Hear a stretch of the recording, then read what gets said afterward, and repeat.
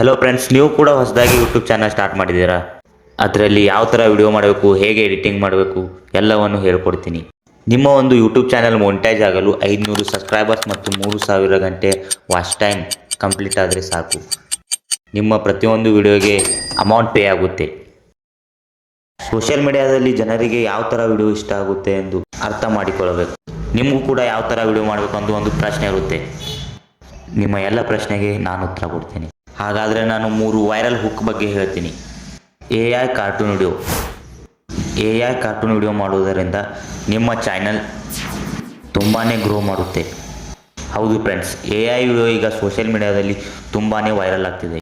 ನಿಮಗೆ AI video ಮಾಡಲು interest ಇದ್ದರೆ AI ವಿಡಿಯೋ ಮಾಡ್ಬೋದು. ಅದು ಹೇಗೆ ಮಾಡ್ಬೋದು ಎಂದು ಇನ್ನೊಂದು ವಿಡಿಯೋಲಿ ಹೇಳ್ತೇನೆ.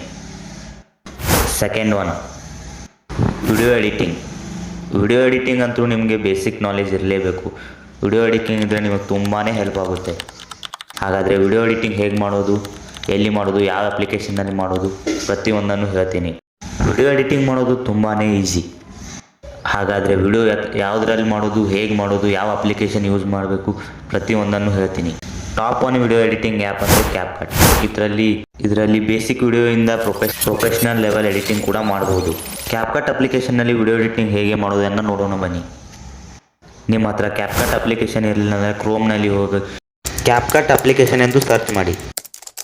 ಕ್ಯಾಪ್ಕಟ್ ಅಪ್ಲಿಕೇಶನ್ನಲ್ಲಿ ವಿಡಿಯೋ ಎಡಿಟಿಂಗ್ ಮಾಡುವಾಗ ನೆಟ್ವರ್ಕ್ ಎರರ್ ತುಂಬ ಜಾಸ್ತಿ ಬರುತ್ತೆ. ಹಾಗಾದರೆ ಈ ನೆಟ್ವರ್ಕ್ ಪ್ರಾಬ್ಲಮ್ ಹೇಗೆ ಸಾಲ್ವ್ ಮಾಡೋದಂದು ಕ್ಯಾಪ್ಕಟ್ ಅಪ್ಲಿಕೇಶನ್ನಲ್ಲಿ ಕಂಪ್ಲೀಟಾಗಿ ವಿಡಿಯೋ ಎಡಿಟಿಂಗ್ ಮಾಡೋದು ನೆಕ್ಸ್ಟ್ ವಿಡಿಯೋಲಿ ಕಂಪ್ಲೀಟಾಗಿ ಹೇಳ್ಕೊಡ್ತೀನಿ.